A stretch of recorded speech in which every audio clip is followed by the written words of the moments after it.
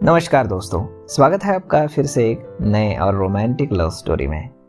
तो फिर चलिए शुरुआत करते हैं इस लव स्टोरी को। यह कहानी है अमृतसर के एक चुलबुली सी लड़की इशिका और पुणे के एक मशहूर बिजनेसमैन आहान मेहरा की। इशिका एक बहुत ही हंसमुख और चुलबुली लड़की है जो हमेशा खुद और अपने आसपास मौजूद लोगों को बहुत खुश रखती है। तो वही आहान कम बोलने वाला गुस्सैल लड़का है। इशिका और आहान में जमीन आसमान का फर्क है। दोनों ही एक दूसरे से बिल्कुल अलग है।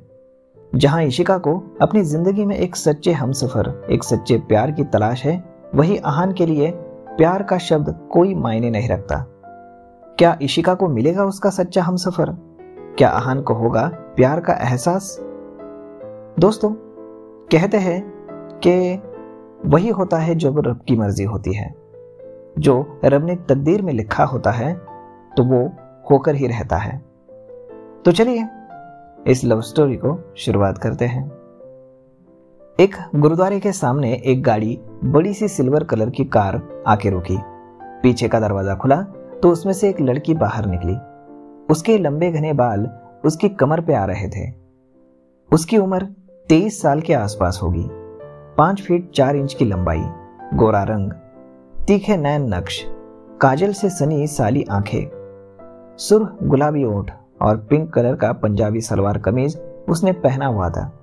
गले में दुपट्टा, कानों में बड़े बड़े झुमके पहने हुए थे, नाक में एक नोज रिंग जो काफी आकर्षक लग रही थी, पैरों में पंजाबी जूतियां जो एकदम सिंपल लेकिन बहुत ही खूबसूरत लग रही थी। आसपास इस वक्त भीड़ नहीं थी। उसके निकलते ही गुरुद्वारे के पास सी सड़क पे खड़े एक लड़के की नजर उस पे ठहर गई और वो एक टक उसे देखने लगा। ए लफंडर, चल निकल, उस पिंक सूट वाली लड़की ने तेज आवाज में कहा, जिससे आसपास मौजूद कुछ लोग उसे ही देखने लगे। वो बेचारा तो घबरा गया। वो तुरंत वहां से रफू चक्कर हो गया तो उस लड़की ने मुंह बना लिया। लफंगे कहीं के, वो बड़बड़ाई कि तभी दूसरी तरफ से एक लड़की बाहर निकली और उसकी उम्र भी करीब 23-24 साल के आसपास होगी। गोरा रंग, गोल चेहरा और हल्की भूरी आंखें, कंधे तक लहराते हुए बाल, और उसने ऑरेंज कलर का चूड़ीदार सूट पहना था। गले में दुपट्टा और कानों में गोल आकार की बड़ी बालियां। वो लड़की भी कुल मिलाकर बहुत ही खूबसूरत लग रही थी। क्या इशू, तेरी प्रॉब्लम क्या है? वो बस देख ही तो रहा था। उस लड़की ने कहा कि वो पहली लड़की उसे घूरने लगी तो वो चुप हो गई। रिचा, तू मेरी दोस्त है या उसकी? उसने उस दूसरी लड़की को घूरते हुए सवाल किया। ये कैसा सवाल है? ऑफ कोर्स मेरी फ्रेंड है तू। रिचा के इतना कहते ही वो बोली, हाँ, तो उस लफंगे की तरफ से क्यों बोल रही हो? अच्छा, मुझे माफ कर दो इशिका देवी। ऐसा कहते हुए रिचा ने हाथ जोड़ लिए और इशिका के चेहरे पे अपनी जीत की खुशी आ गई और वो खुश होते हुए बोली, माफ किया बालिके। अच्छा चल, अब अंदर चले, रिचा ने अपना दुपट्टा सर पे रखते हुए कहा। इशिका ने हाँ में सर हिलाया और वो अपना दुपट्टा सर पर रखने लगी। दोनों अब अंदर आ गई और वहां कुछ ही लोग मौजूद थे। वहां आते ही वो दोनों भी बैठी और उन्होंने आंखें बंद कर ली। कुछ देर बाद इशिका और रिचा गुरुद्वारे से बाहर निकली। दोनों के चेहरे पे एक प्यारी सी मुस्कुराहट थी। यहां आकर ना एक अलग ही सुकून मिलता है। इशिका ने अपने सर पे रखा दुपट्टा ठीक करते हुए कहा तो रिचा मुस्कुराई, उठी और अचानक उसे कुछ सूझा। उसने आंखें मटकाते हुए पूछा, और बता, क्या मांगा बाबा जी से? इशिका रिचा को देखने लगी और 5-6 सेकंड तक रिचा को देखने के बाद वो मुस्कुराते हुए बोली, सच्चा प्यार। अरे मैडम, तेरे पीछे अमृतसर के सारे मुंडे लाइन लगा देंगे, एक बार कोशिश तो करके देख, रिचा ने उसे छेड़ते हुए कहा। इशिका मुंह बनाने और उसे घूरने लगी तो वो मुस्कुराई और चहकते हुए बोली, अरे मेरी जान, पीछे लाइन लगाने वाले नहीं, साथ चलने वाले चाहिए। और यार, ये प्यार ना एक एहसास है, एक खूबसूरत जज्बात।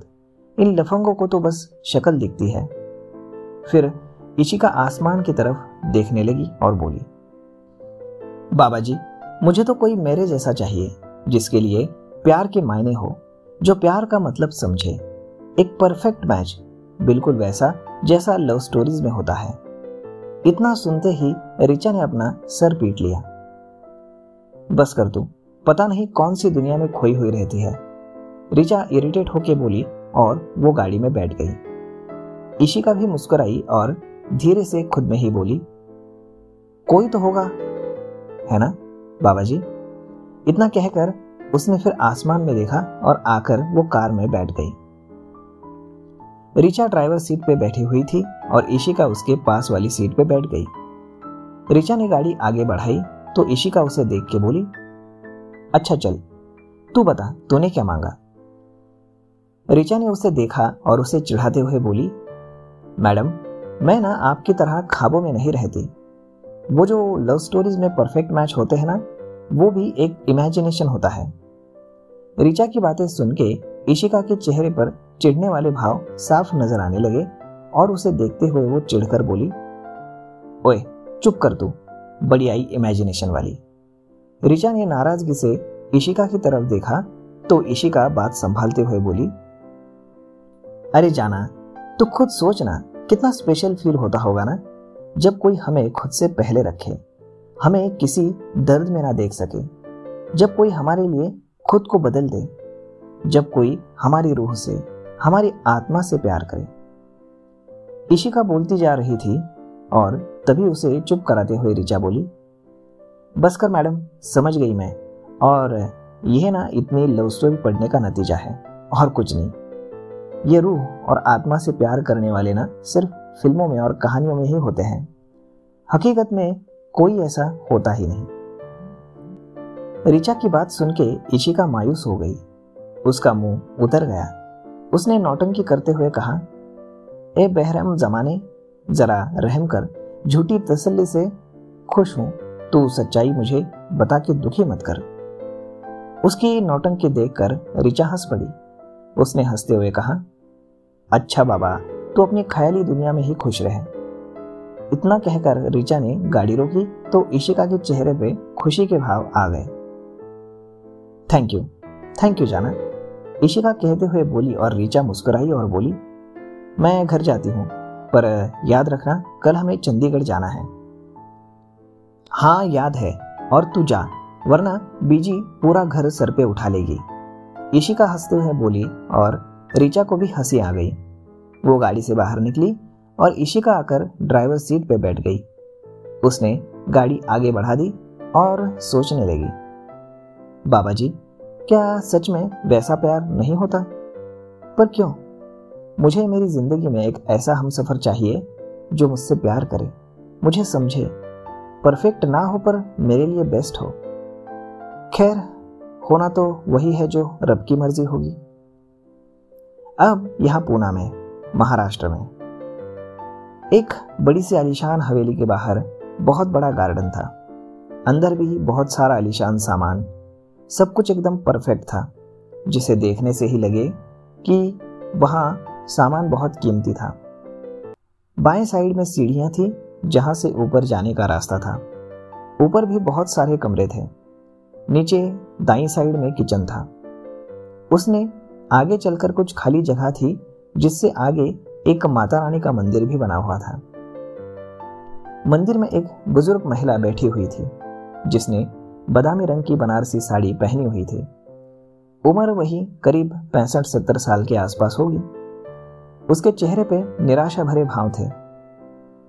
दादी माँ, किसी की आवाज आई जिसे सुनकर वो खुश हो गई। आहान, वो खुद में ही बोली और फिर उठकर पलटी तो सामने एक लड़का खड़ा था।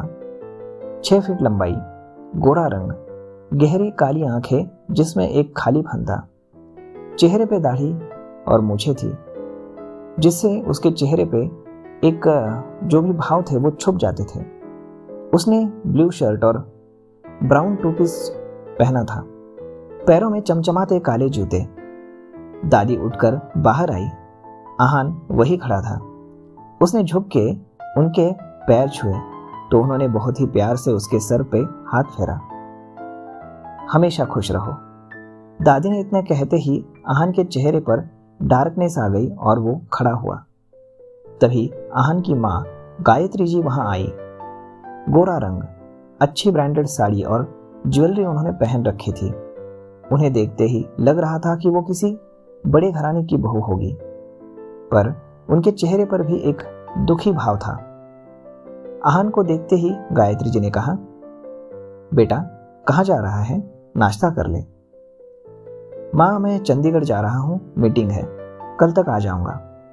आहान ने बिना किसी भाव के कहा। बेटे 27 साल के हो गए हो आप, शादी का क्या ख्याल है, दादी ने अचानक से कहा। तो गायत्री जी और दादी दोनों ही आहान को बहुत ही गौर से देखने लगी। आहान के चेहरे पर ब्लैंक एक्सप्रेशंस थे। वो वैसे ही बोला, दादी माँ प्लीज। गायत्री जी ने फिर धीरे से कहा, आहान होता तो वही है जो रब की मर्जी हो, भूल जाओ वो सब। आहान के चेहरे पे हल्की मुस्कुराहट आ गई और वो वैसे ही मुस्कुराते हुए बोला, भूल तो गया माँ, रब की मर्जी से कुछ नहीं होता है इस घर में। इस घर में वही होता है जो मिस्टर मेहरा चाहते हैं, तो प्लीज एटलीस्ट भगवान को दोष मत दो। गायत्री जी और दादी के चेहरे पे फिर एक गहरी उदासी छा गई। आहान ने खुद को शांत करते हुए बोला, माँ, दादी माँ, मैं चलता हूं, कह दीजिएगा मिस्टर मेहरा से चंडीगढ़ वाली मीटिंग मैं हैंडल कर लूंगा। इतना कहकर आहान वहां से चला गया। गायत्री जी ने अपनी नम आंखों को साफ किया और पलटकर किचन की तरफ जाने लगी कि उनकी नजर सीढ़ियों के पास कॉरिडोर में खड़े राजवीर जी पर पड़ गई। उन्हें देखते ही एक बार फिर से उनकी आंखें नम हो गई, तो वही राजवीर जी के चेहरे पर कोई भाव नहीं थे। तो दोस्तों, ये लव स्टोरी अब शुरू हुई है, आगे आगे देखिए होता है क्या। मिलते हैं अगले नए वीडियो में, तब तक के लिए आपको ये लव स्टोरी कैसी लग रही है ये आप हमें कमेंट करके जरूर बताइएगा, और अगर अच्छी लग रही होगी तो अपने दोस्तों के साथ भी जरूर शेयर कीजिएगा। धन्यवाद।